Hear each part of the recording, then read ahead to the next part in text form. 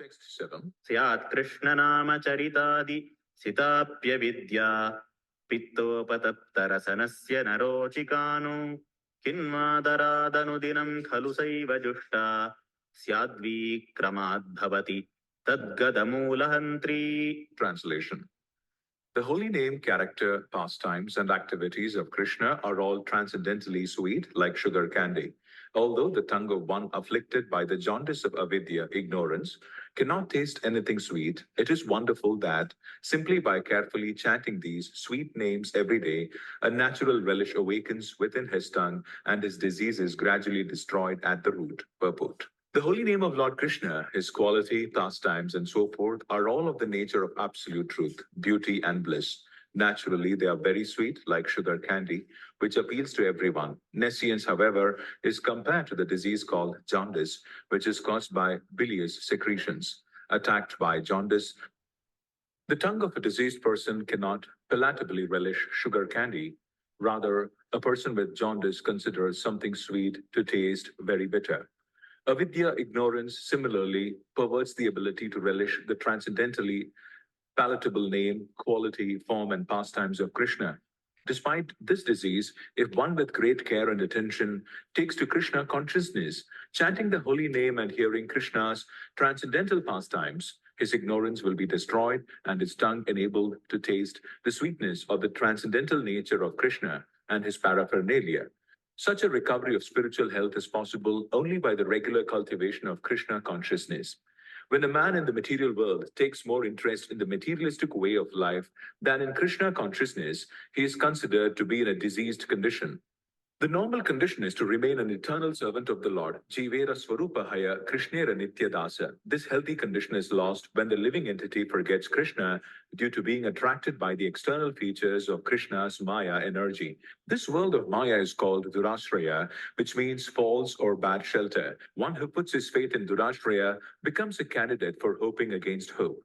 In the material world, everyone is trying to become happy, and although their material attempts are baffled in every way due to their nescience, they cannot understand their mistakes. People try to rectify one mistake by making another mistake.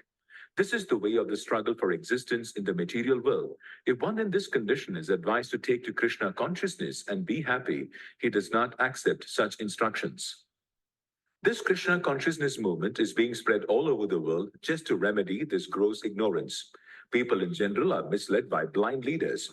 The leaders of human society, the politicians, philosophers, and scientists are blind because they are not Krishna conscious. According to Bhagavad Gita, because they are bereft of all factual knowledge due to their atheistic way of life, they're actually sinful rascals and are the lowest among men. Namam dushkritino moodhaha prapadyante naradhamaha mayaya pahritajnana asuram bhavamashritah. Those miscreants who are grossly foolish, lowest among mankind, whose knowledge is stolen by illusion, and who partake of the atheistic nature of demons, do not surrender unto me. Bhagavad Gita, chapter 7, text 15. Such people never surrender to Krishna, and they oppose the endeavor of those who wish to take Krishna's shelter.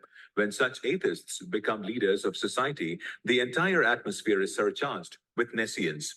In such a condition, people do not become very enthusiastic to receive this Krishna consciousness movement, just as a diseased person suffering from jaundice does not relish the taste of sugar candy.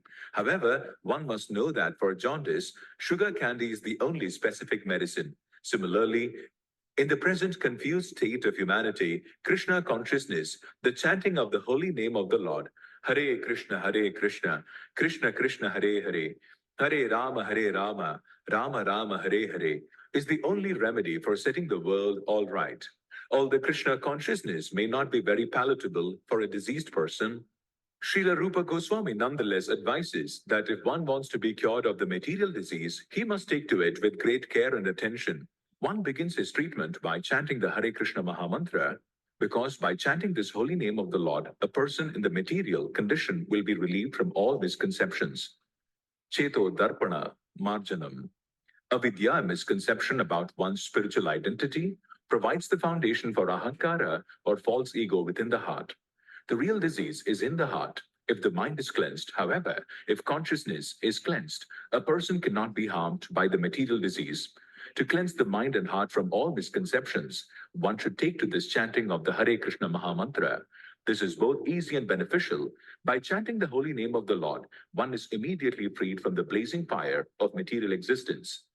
There are three stages in chanting the holy name of the Lord: the offensive stage, the stage of lessening offenses, and the pure stage. When the neophyte takes to the chanting of the Hare Krishna mantra, he generally commits many offenses. There are 10 basic offenses, and if the devotee avoids these, he can glimpse the next stage, which is situated between offensive chanting and pure chanting. When one attains the pure stage, he is immediately liberated. This is called Bhavamaha Davadni Nirvapanam. As soon as one is liberated from the blazing fire of material existence, he can relish the taste of transcendental life. The conclusion is that, in order to get freed from the material disease, one must take to the chanting of the Hare Krishna mantra.